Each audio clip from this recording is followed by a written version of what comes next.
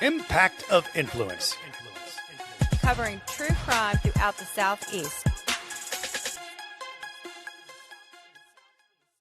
We're looking at behavior in the crime scene that tells us what type of person may have done this. And by doing what type of person may have done this, we begin to looking at, okay, now give me your suspect list and say, who does this sound like?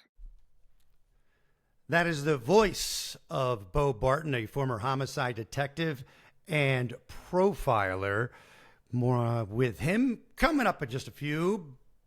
But hello, friend. I'm Matt Harris. Seton Tucker here as well. And Seton, how can they join in the conversation? You can find us on Facebook at Impact of Influence and also on our YouTube channel. Hit subscribe when you get to the YouTube channel. We're still working on that, and I think it's going to be getting better with your help and support. We've got some extra tools we're able to use. We started working on this case, this double murder of the Teppes that happened in Columbus, Ohio on December 30th. And we interviewed Bo, and then there was an arrest made the day after we talked to Bo. I know, and I was messaging you. I was like, oh my gosh, check this out. And you were at the movies with your daughter, so I don't know you appreciated me texting you. No, it was good. And so I have gone back and listened to Bo's interview, and it still holds up because a lot of it is just about how investigations work, the way investigators think. There are some things that we ask about this specific case, but I found it fascinating. Did you as well? He was such an interesting guest, and I hope he will come back on because I just had not thought about things the way he presented them. Exactly right. And he wants to come back on. And he's also from you and your husband's Wofford. Oh, yay. Go Terriers. I did not know that. Yes. So, again, the arrest was made in this case, but let's give you a little bit of the background in case you're unfamiliar with what happened in Columbus, Ohio. Okay, so here's the story. Spencer Teppe, who is 37 years old, he's a dentist, and his wife Monique was 39. They were both found shot to death on their home on December 30th. And what's really very disturbing about this is they had two kids at the home at the time, one age 4 and the other age 1, but they were both unharmed. They also had a dog. Which added to, okay, how did this all go down? So here's the timeline of that morning. The first 911 call was 8:58 a.m. from Dr. Mark Valros, the owner of Athens Dental Depot, where Spencer Teppe was a dentist. He called from his vacation in Florida, saying employees told him Spencer hadn't shown up for work. And he said, quote, I don't know what else to say this or how else to say this, but we are very, very concerned. This is very out of character for him. We can't get in touch with his wife, which is probably the more concerning thing. 9:22 a.m. and also arrives at that home to perform the check. No one answers the door and they leave. We've since found out that the officer went to the wrong house. Oh my goodness. And the children were in the home. Yes. 30 minutes later, Spencer's colleagues and a friend arrive at the home, but they also did not get a response. A man at the scene calls 911 at 9:56 a.m., saying he hears children inside. So 2 minutes later comes a third 911 call, and this time it was a call from a colleague who says that they've been unable to reach Spencer for 3 hours. At 10:30 a.m., a friend calls 911 and is audibly distressed. It's 10:03. Oh, okay. Start that whole No, part just you again. can say around 10:03. Okay. Around 10:03 a.m., a friend calls 911 and is audibly distressed and says there's a body, he reports. The friend does not specify whether he is inside or outside of the house. Now, Columbus police officers are dispatched to the home at 10:04 a.m. to conduct a wellness check. At 10:11 a.m., medical personnel pronounce both victims deceased. And we know now that 911 call 10:03, indeed, they were inside the house where they saw the bodies. And right away, the police said not murder-suicide. Didn't look like a robbery. Nothing seemed to be missing. Monique still had on her wedding rings. There was 3 9mm shell casings inside the home. And they believe, the investigators did, that the killings happened between 2 a.m. and 5 a.m. And a little bit about the couple and their neighborhood. They had gotten married in that very home, and they were just 1 month away from their 5th wedding anniversary. The neighborhood is kind of an up-and-coming neighborhood, and there were some questions about the safety in that particular neighborhood. There's still some sketchy areas or homes or things like that around there.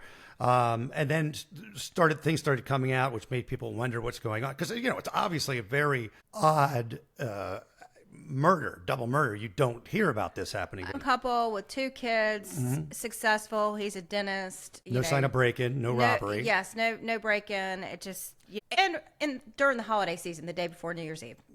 Some stories started coming out. April 15th, at 2:45 a.m., there was a 911 call where a woman was saying that her boyfriend was beating her up or just things like that. Turned out that wasn't the voice of Monique. It was somebody at the house having a party, according to But a little brother-in-law. bit strange that there would be a call from the same house that Right. these 2 people were found dead at.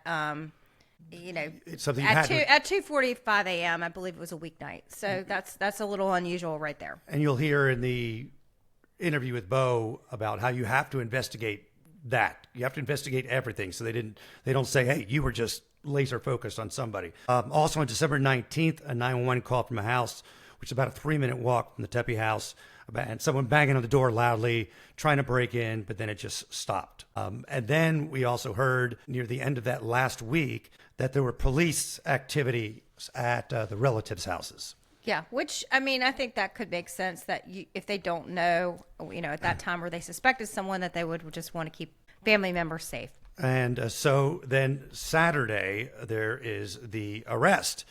And we had heard this rumor when we were talking to people in Columbus last week, and it just didn't make sense. And it will not make sense when you hear it, guys. The alleged murderer, Michael David McKee, 39, doctor from Chicago, also Monique's ex-husband, was arrested in connection with couple's murder. People close to the case say it wasn't exactly a surprise. The very next day after the arrest, friends and extended family got together. One relative spoke out anonymously to the Daily Mail and said that nobody was shocked, that they knew this guy, there was something there, but they also said they hadn't heard anything in a while about him contacting Spencer and Monique. So it becomes really strange. They divorced back in May of 2017. So it's been a while. So when we heard this, we're like, that's almost 10 years ago. And they weren't married for very long, were they? No, not married long at all, like 18 months or something. And one of the ways they got him was the car. Yeah, so McKee was linked to the crime through his car, which was seen 325 miles from the home and near the murder scene on December 30th, the night of the killings. According to documents obtained by People magazine, McKee's car arrived just prior to the homicides and left shortly after. Detectives noted in the court documents, adding that the vehicle was later found near his workplace in Rockford, Illinois. He went to medical school at Ohio State, had medical licenses in Illinois and California, bounced around a couple different states, including Virginia, where he and Monique used to live. He was listed at the time of this as a vascular surgeon at OSF St. Anthony Medical Center in Rockford, about 90 miles northwest of Chicago. OSF Healthcare said it's cooperating with authorities. His medical license record showed no disciplinary history or malpractice. He just has some traffic tickets. There is no criminal record as far as anyone knows at this point. But So it just the last blows your person mind. you suspect, somebody who is a doctor. Yeah, a surgeon. and didn't have any sort of history of complaints about him. It's just very, very unusual. But, I mean, if the People magazine story, or no, it was Daily Mail story, is accurate, that people were not surprised that he was somehow involved. And you wonder what makes a guy snap like that. They're vascular surgeon. It looks like he was the place. I think I try to get on Zillow. I think it's like a $500,000 place, but it's a great view of Lake Michigan. It's a real. It's. He can't. I mean, maybe he's broke. We don't know how he spends, but that has nothing to do with because all the assets are already done. There's no kids from that marriage, so he's not paying anything. Just that I know really of. very unusual. Yes, super unusual and super sad. And again, he is under arrest. And these poor two children have lost both of their parents. Exactly. So that is the latest on that. We'll keep you updated. I'm so happy to bring in our guest today, Bo Barton, who is a profiler. We'll even talk about the specifics of that in just a second. But first of all, thank you, Bo, for joining us. Really appreciate it. The first thing we want to do is go a little bit over your resume. We talked yesterday, Seton. He's so fascinating. But take me through your law enforcement career and then how you got to be a profiler. I was employed by SLED, which is the state police here in South Carolina, and I was there for 30 years, and I retired in 2017, and I was a lieutenant in the behavioral science unit, which was the 3 profilers that we had here in South Carolina. So in my career, I've had a lot of different hats that I wore. I started off on the Bloodhound tracking team, and then went into narcotics and was undercover narcotics for quite a while, and then started working drug-related homicides, and that's where I really got into the homicide part of my career. And throughout my career, I eventually got asked if I would be interested in going through the training to become a criminal profiler, and did go through that training, which lasted about 3 years, and I was a board-certified criminal profiler with the ICIF, which is the International Criminal Investigative Analysis Fellowship. And that's an important note that you made to me yesterday, because technically it's not like being a doctor. Anybody can go just say, hey, I'm a profiler. Correct. And I believe at the time that you went through the program, there were something like 108 108 about the board certified in the world. in the world. Yes. And it's a do you very have to intense apply program. for this program? Because I really feel like this would be something I'd be really interested in. Can anyone do it, or you have to be recommended for it? No, you have to have a sponsor and you have to be an active law enforcement officer. It's only training involving actual officers that are currently employed by a accredited law enforcement agency. And you have to have a sponsor that is actually in the state where, or you, or local community where you are being trained, because they have to have a daily supervision of what you're doing and how you're being trained, and to make sure that that process is going about in a proper manner. And you go through these academic portion, that's the biggest part of your training. And you're working cases throughout this entire process while you're going through these academic courses, statement analysis and forensic pathology and crime scene analysis and everything that you can think of that would involve a homicide investigation. You have to go to more specialized training. And again, you're working these cases with your sponsor, who is also a board certified profiler. And then once you're done with that section, they say he's ready for the exam. But prior to taking the exam, you have to do 3 internships with agencies that aren't your parent agency that have a board certified criminal profiler. My 3 were the Ontario Provincial Police in Canada, the Florida Department of Law Enforcement in Miami, and then, of course, the last one was with the Behavioral Science Unit at the FBI. Once you're done with that, then you can sit for your board exam. And yeah, the board exam you told me is what, 5 hours, something like that? That's how long mine lasted, because you actually get a solved case. You don't really know when it's coming, but you get a box in the mail, and it's got all the reports of a case that's actually already been solved. And you have to write a written profile, and then they convene the board, and you have to defend your profile, as well as answer questions from each one of the sections that you had been through academically. Once you complete that, then you are board certified. But let's go to this Ohio case that we've been talking about. And of course, the crime scene is everything. We only know what we've been told. The police know a lot more than us. So you're working, kind of flying a little bit blind here. Right. But one of the things that jumps at you right away would be, is this, what you know of it, the odds of it being random? What are the chances of that? Well, I like to say that there are no random murders. There is a motive and a purpose. Now, it may not be apparent and it may not jump out at you, but the fact that these things don't just happen randomly. I mean, there are times when there are people that commit these acts that don't seem like they're related to the victims, but in their, whether it be their mind, there's a reasoning and a purpose for what they're doing, whether it be related to the victims or related to maybe their own issues. They're so rare that it's just random. It's not. Now, But do you think in this case that maybe whoever perpetrated these killings knew the victims in any way? Well, I think that to that regard, Satan, is that we're kind of putting the cart before the horse. Okay. You know, we talked yesterday, Matt and I talked about this at length, that the first thing I would do if I was asked to work on this investigation would be of victimology. And that would be the key, because even if there isn't a relationship or connection between the victim and the offender, the victims in this case and the offender, I think that you would have to do it anyway. Because if you do bring an offender and you charge them and you bring them to trial, the first thing they're going to ask is, who did you look at? So Right. you need to work this methodically anyway. And it's the way to make sure you stay on track. Can you explain what a victimology is? Because I'm not familiar with that term. What is that? Victimology is a study of the victims. You delve into their life. What are their habits? What do they do? What do they do for a living? How do they live their lives? What do they do on a day-to-day basis? I mean, everything from what's their education level to how often do they go out? Are they security conscious? Do they lock their doors? Do they have an alarm system?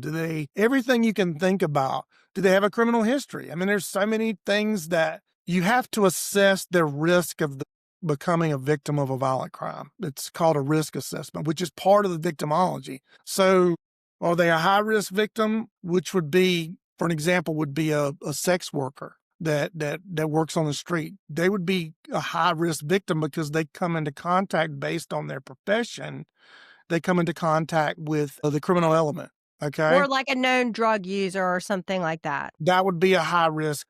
IV drug users, specifically IV, because again, it's a little more than just your normal, it's not just a pot smoker or somebody like that. I mean, a little more down the road in regards to their, say, drug use, if you will. I think that more importantly, you need to assess that risk. And the Now, risk, you said, I've just interrupted because you told me, I think there's three main parts of that, right? right. Of the risk level. Tell us what those three are. Well, I think the biggest thing with the risk assessment is you can look at their personal life, their activities, Yeah. and then you can look at their environment, where they live. Any one of those three areas can raise their threat level, whether they're low risk or high risk or medium risk. So just where you live, if you live in an area that maybe is not the safest, that you're saying that's one of the things that you look at?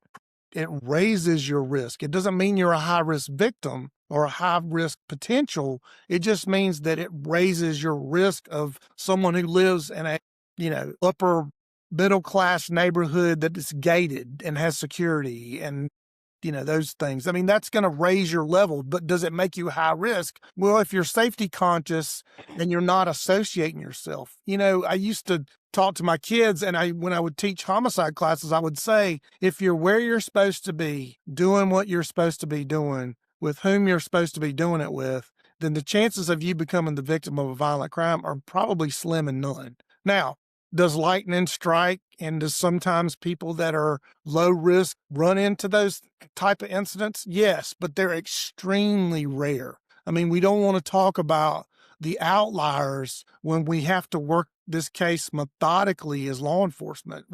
We don't want to be so focused on these outliers and saying, oh, it's, evil local crazy person, when it may be something closer to home, because that is the percentage is more likely that it's something or someone they came into contact with. Now, our job with the victimology is determining who are they coming into contact with on a daily basis. And you talk That's about part of the three victimology. lives, right? Everybody has three lives. Everybody has three lives. Okay. Everybody. And especially in this world, we see it more now than we used to before social media. You have your public life, and that's the life you want to project on a daily basis. That's the face you show to everybody. Now, then you also have a private life, which is what you show to your loved ones. And then the last one, of course, is a secret life. Everybody has a secret. Everybody has a secret life. Again, as Matt and I were talking yesterday,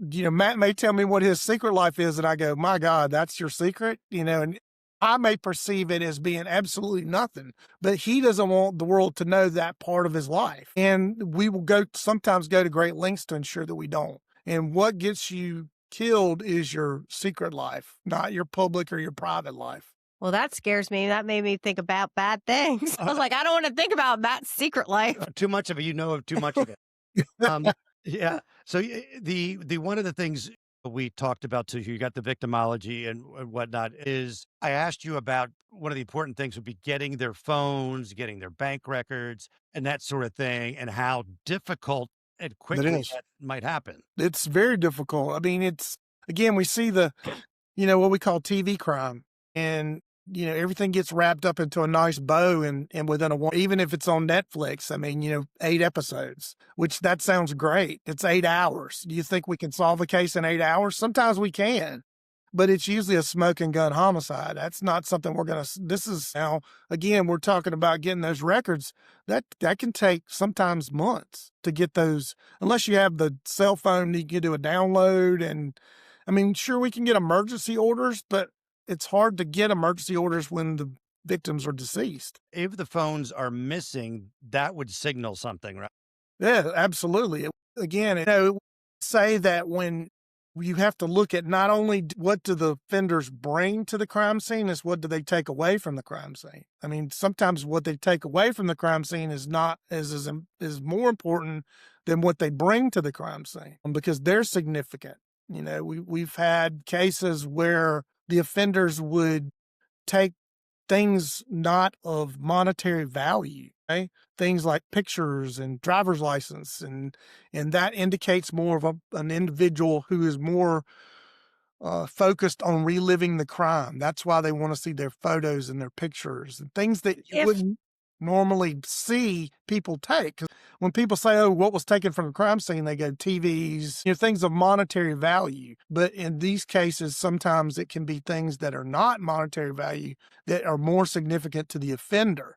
Because if they take something after the victims are dead, that means it's significant to them. So let's say we don't know for sure, but let's say we're just theorizing that the phones were taken. What would that indicate to you? That there's some contact between the victim and the offender, Makes sense. because they're wanting to cover that up or delay. Again, there's so much information out there about what law enforcement does and how they do it, that they know there's a period of time between obtaining those records. And so it may be that the offender's trying to build time and space between that discovery, so they can create alibis and stories as to why they might have been in contact with the victim. The couple had a dog. They also sadly have 2 kids who are fine, a 4-year-old, a 1-year-old who We're found in the house. that were in the house. Yep, were in the house. We don't know, obviously, if they saw anything. I mean, there was at least three gunshots. He was shot twice. She was shot once. Is there anything to draw from the conclusion that there were kids and a dog in the house? Yes and no. I mean, again, we're back to the crime scene again. If I knew more about the particular behavior in the crime scene, I could tell you more about, were they psychotic? If they were psychotic, then it would show in the crime scene that they were psychotic, and they didn't really know they were there or didn't figure out they were there. But it's also significant that maybe they weren't, to me, if it's psychotic, the whole family's dead. Right. Yeah, like what would be an example of something you would see in a crime scene that would say, okay, this was a psychotic person who committed this crime? The FBI used to use a terminology called organized and disorganized offenders. The profilers did. So I kind of took that as when I was working, and I said, what can we do? Of course, I'm standing on the shoulders of the men before me. I think that we need to make the profession better when we're in it and when we leave it than it was when we started. So I don't want to say that I came up with this on my own. I came up with it after reading so many of their things that the former guys had done before me, the FBI guys. And so they came up with organized and disorganized, which worked great for so many years. And I think that one of the things that I determined was I started looking at the wounds and the way that the crime was perpetrated. And as a whole, what does the crime scene say to me? And I came up with psychotic or psychopathic, or in layman's terms, is the crime scene mean or weird? Yeah. That Okay. makes So sense. if you think about it, and it's not a linear look. It's a circular look. Okay. Again, but a lot of times we think about things on a continuum, whether it's mean on this far end and weird on this far end over here, and it's more linear. But I think we need to look at it in terms of a circle, because if you think about crimes that you've looked at and what y'all have been doing, sometimes a crime scene can be so mean that it becomes weird again. Like it is so off the chart, so horrific that it's actually become weird again. Do you follow Yeah. what I'm saying? Like it's so off the chart mean that it actually swirls back around and becomes into the weird. So you've got this mixed crime scene, if you will. So when I say I would want to see more of what the crime scene itself was like, it would tell me more. Is this because that's what the person's going to be like? The crime scene is the behavior. We're looking at behavior in the crime scene that tells us what type of person may have done this. And by doing what type of person may have done this, we begin to looking at, okay, now give me your suspect list and say, who does this sound like? Mm. That's why the victimology is so important. Again, you have to eliminate those areas and you can go back and say, because whenever somebody would send me a case, I would always say, take out all the suspects. I don't want any information on any suspect because we can absolutely 100% get tunnel vision. Even profilers can get tunnel vision because this guy's just sounds so good. And then you start reading the information and you actually start biasing yourself in that direction. Yeah, because That can bite you in the butt when you go to trial. yeah, because I mean, sometimes it's clear, like, well, so and so, stole his car, so he's the clear victim. But maybe you've got that in your head, and then that's not really Always the husband kills the wife. right. Always the husband who kills the wife, or yeah, Well, I've had a case where the victim was killed and her class ring was stolen, and they arrested a guy with her class ring. He was trying to pawn it. He had nothing to do with it. He was a homeless guy that found the ring in a trash can and tried to pawn it. Had absolutely no connection to the crime scene. But everybody, because he's a weird, creepy guy living on the streets, just assumed, I mean, he was the guy. yeah, 100%. I mean, yeah, they got evidence that shows he had her stolen property and it had nothing to do with it. Absolutely 100% had nothing to do with it. Had think no that knowledge, leads didn't you even to know that- the guy who actually committed the crimes. Again, using your example, Peyton, about the scene about the whole car, victims dead, suspects found in a car, arrested with it in the car, and you're going, oh, this is the guy. I mean, he's got their property and there's blood in the car and blah, blah, blah, blah, blah. And it sounds like this is 100% the guy. And in fact, he found the car on the side of the road with it running and he just decided to take it for a joyride because he made poor choices.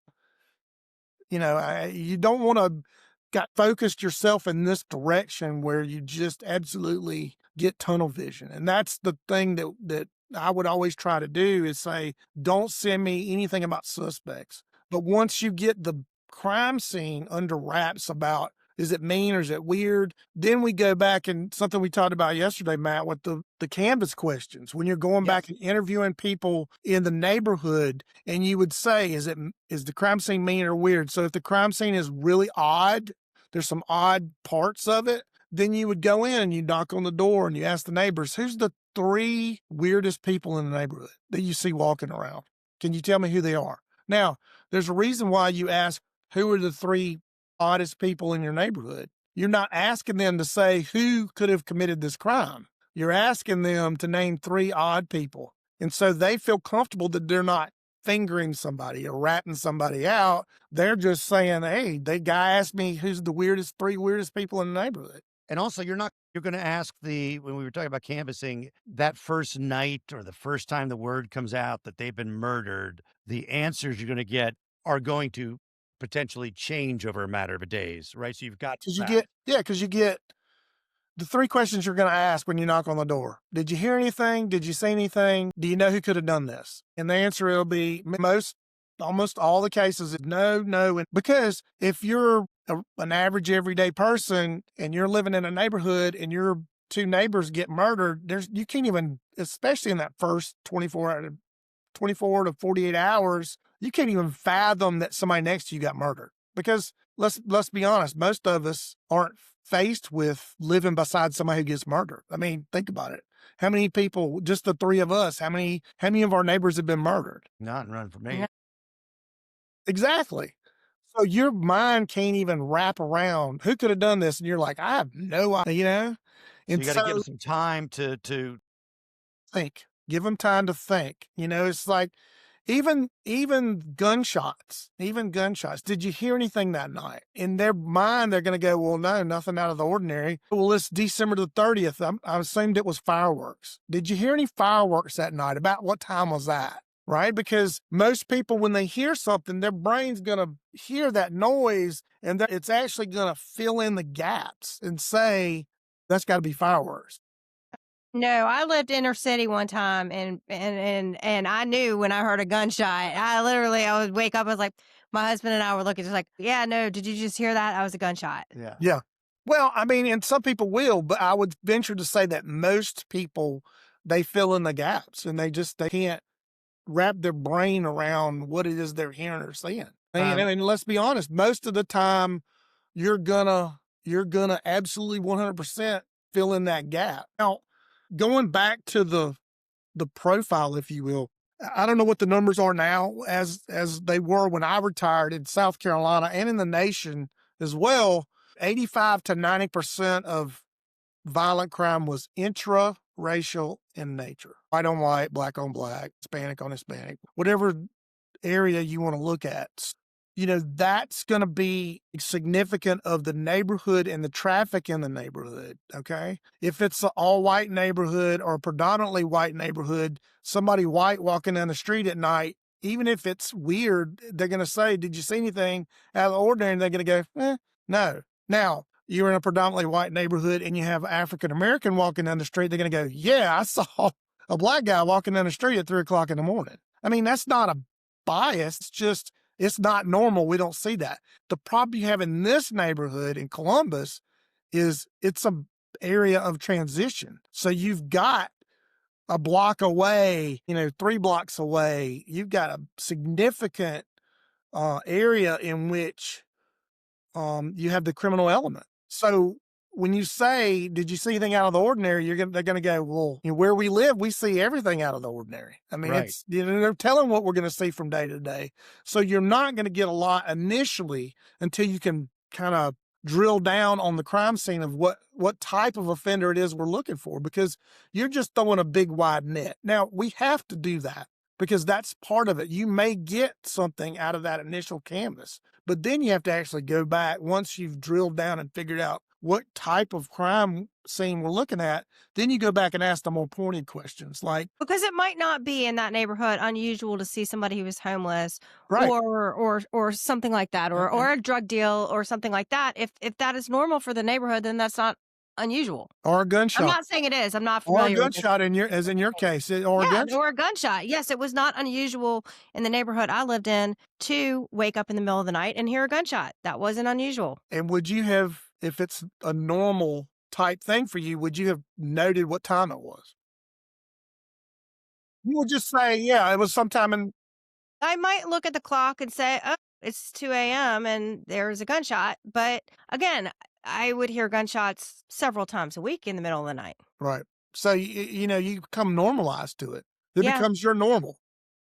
But again, that's part of the victimology, right? I mean, we're going back to we're circling back to where we started, which was why it's so important to understand the victims and their environment and where they live. Because again, most of these murder cases go back to some connection. We just can't put it together of what the connection is. There's some connection, and it could be a 2-second connection, some homeless guy that they ran off their stoop, or something as insignificant as that. But it's not insignificant to the offender. You said you told me that when you're doing the methodology and doing the case, you look at it at a tree with branches. Explain how, like you explained to me, what that's all about.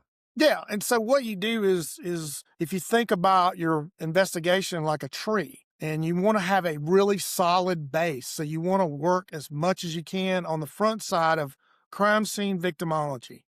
And victimology would include the environment that they live in. And that way, when you start moving up towards building your suspects, you've got a good solid tree trunk. But then once you start branching off and looking at suspects. If you get tunnel vision and go off on one branch in, say, this direction, the branch starts going away from the base, right? Like a tree. And once you get on that limb and the suspect's cleared, guess what? The case goes cold.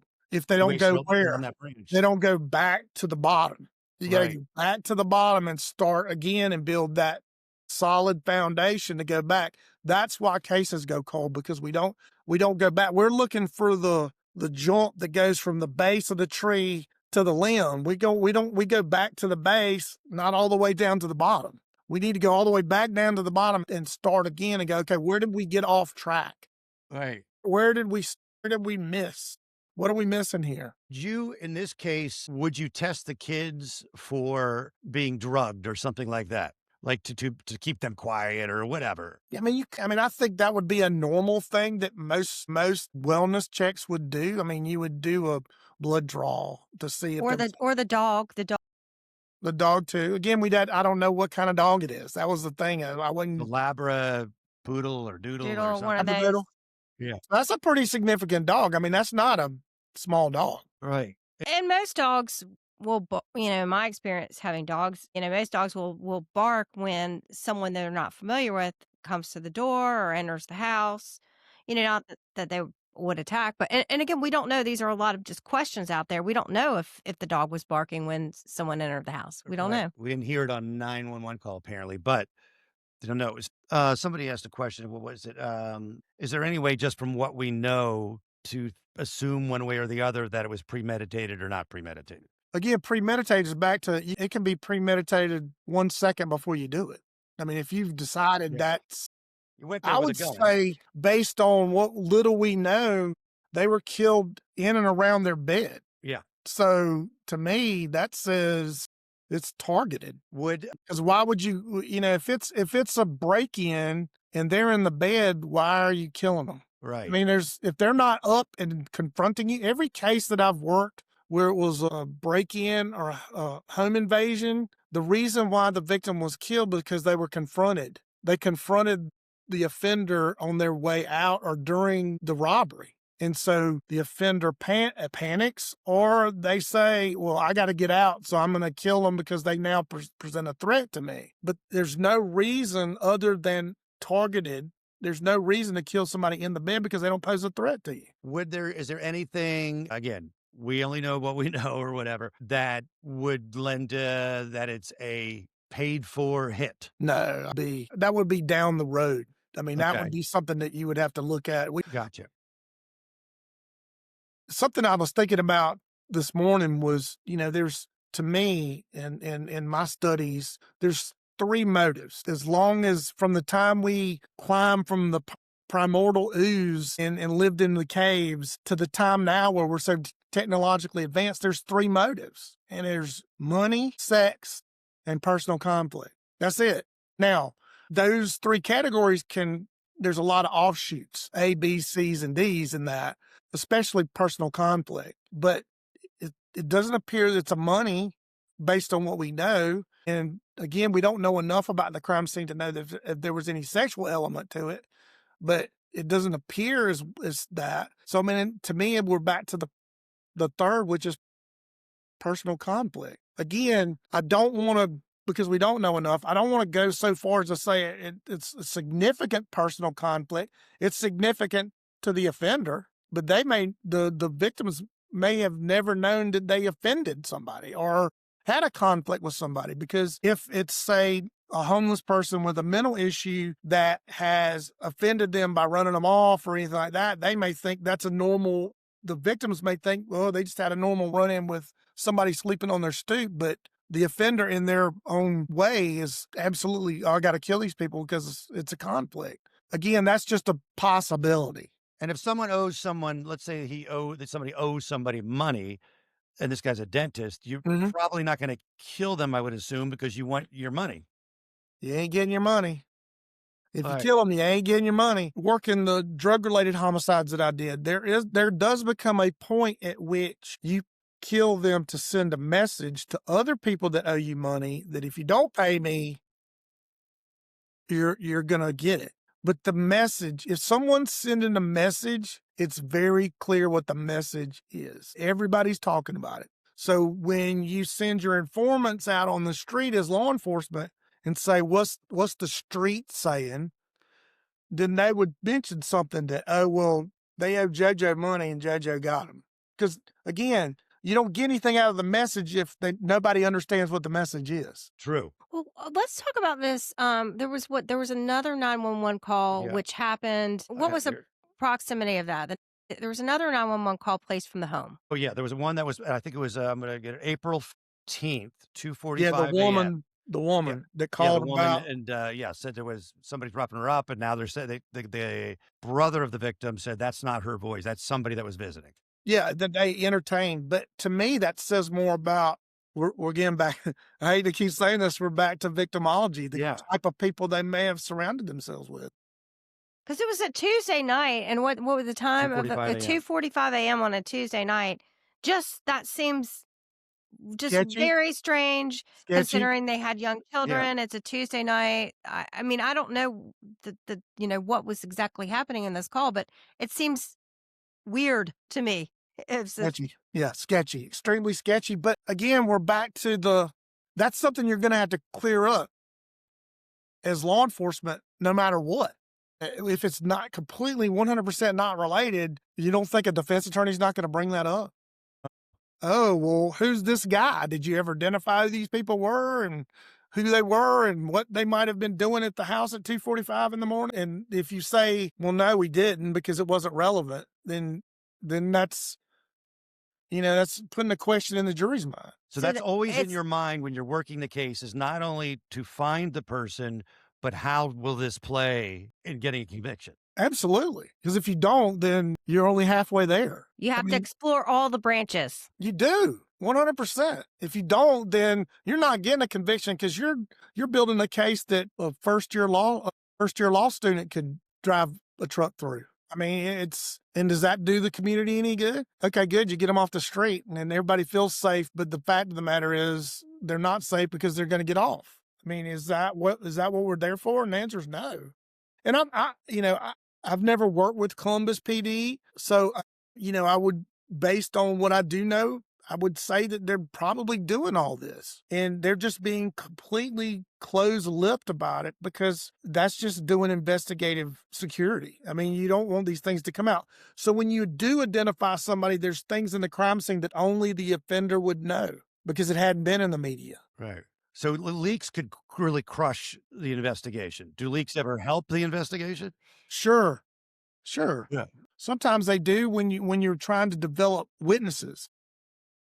Like to draw out people. Or you're trying to, speak to the offender themselves, get them to make a mistake, get them to go do something stupid. When I was in narcotics and we would go up on a telephone or go up on what we call a wire, and we would call it tickling the wire, you would send information to the drug dealers to get them to talk on the phone about what police are doing and get them to actually say things because they didn't know we're up on their phones.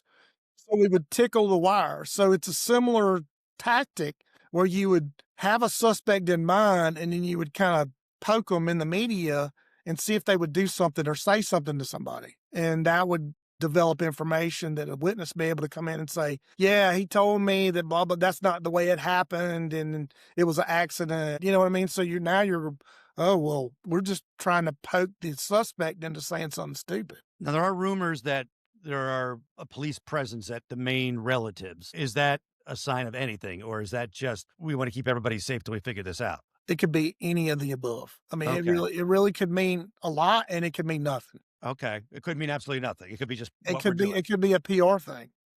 I mean, we live in a safe city and we want to make sure that all of our citizens are safe. And this family has come through a terrible tragedy and we want to make sure that they're safe, that nothing else occurs to them. So, without knowing anything about the crime scene, we can't really say for sure in which direction, but it could be multiple reasons why they're doing that. In the little bit we know, but years and years of experience, would you bet that this is going to be a solved crime? Always when I was training profilers and training other detectives, I would always say never make a promise that you can't keep. And because most police officers, they get into this profession for the right reasons. You know, they want to do better. They want to help people. They want to be the knight in shining armor, you know, riding the white stallion and come in and help people. Right. And so sometimes we say things because we want to help them feel better at the moment, but it doesn't help. So therefore you say things like, I can promise you I'm not going to rest until we arrest these people, or we're going to catch the person who did this.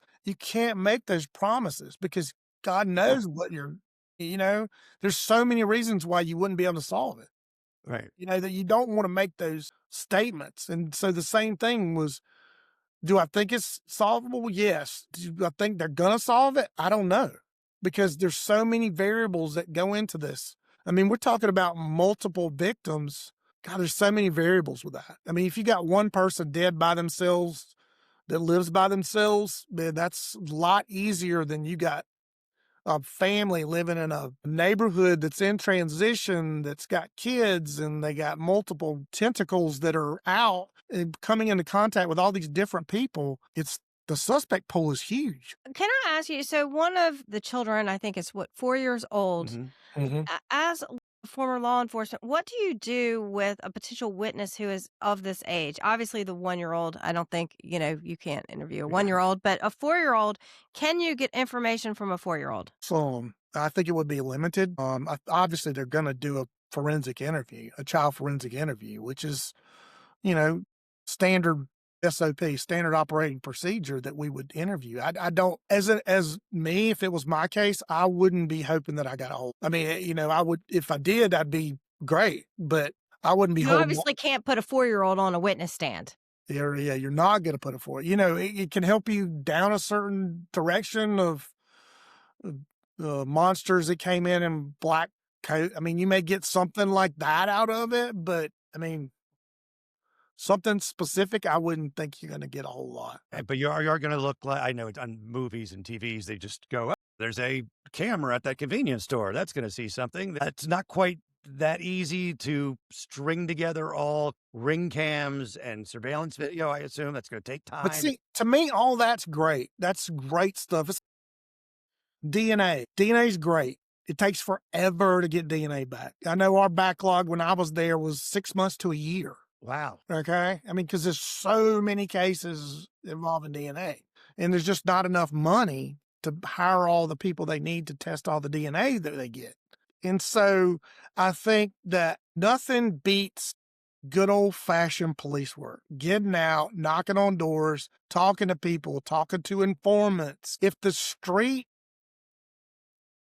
one of the things that I used to always do in my cases was I'd say, who's the street crimes guys? Who are the officers that are working street crimes, the armed robberies, the drug cases, all that street crime stuff? I want them going out, getting these informants and getting them on the street and say, what is the street saying about this crime? What is the word on the street about what's going on? These aren't people that are going to talk to the media because they're sketchy people, and they're the criminal element. What's the criminal element saying about what happened? And if they're not saying anything, in other words, the street's going, man, I don't know. It ain't got nothing to do with us. We didn't have anything to do with it. It's not coming from the street. Da da da da da da. Nobody knows or is even saying anything. Then you got to go back inside the house because the suspect didn't come from the outside. It came from the inside. Somebody that they knew versus some street person or somebody with a criminal tie, because the streets are significant, but we don't necessarily always beat the streets. We wait for the streets to come to us. You know, we used to call it, one of the things that I used to do is I used to call it, we're going to have no drug Tuesday. And we're going to go out with the street crimes guy, and we're going to go to the biggest drug neighborhood that's the closest to the crime scene.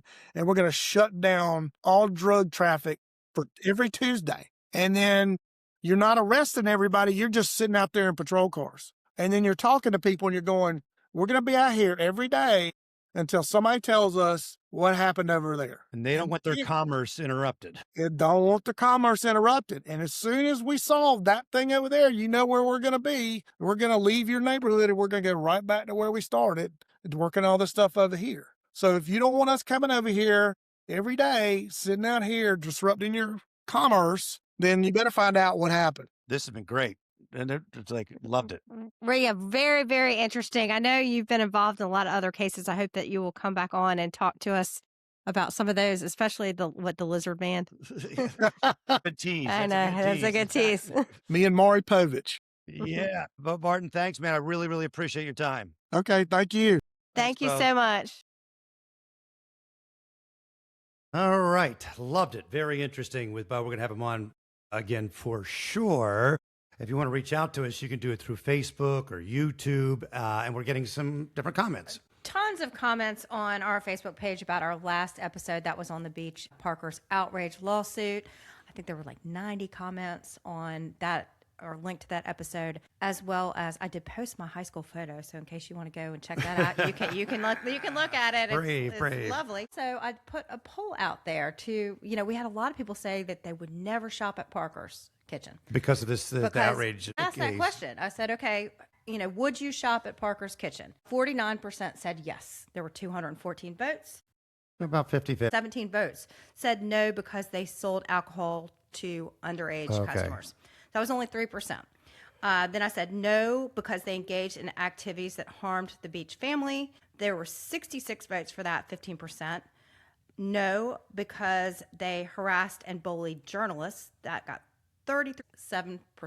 And then no because of all of the above. That was 97 votes, 22%. So about half the people said that they 50-50. would. You're right. There was 1%. I said other. So there's those other people who don't really, But there was some pretty heated debate about whether you would personally shop at Parker's or not on our Facebook page. So definitely check that out if you want to participate in the debate. We Be have, respectful. and you've been putting up some really interesting things as well. We appreciate the input. Some of the things we're working on, do we have coming up? Yes, we're going to be talking with my dad about the Rose Petal murder appeal of the murder conviction. Gotcha, So we're going to gotcha. talk about that. And some other things in the fire there, yes. Yep. And if you want to feed us anything you think we should be looking at, you know where to find us. Impact of Influence on YouTube and Facebook. We're always grateful, and we'll talk soon, friend.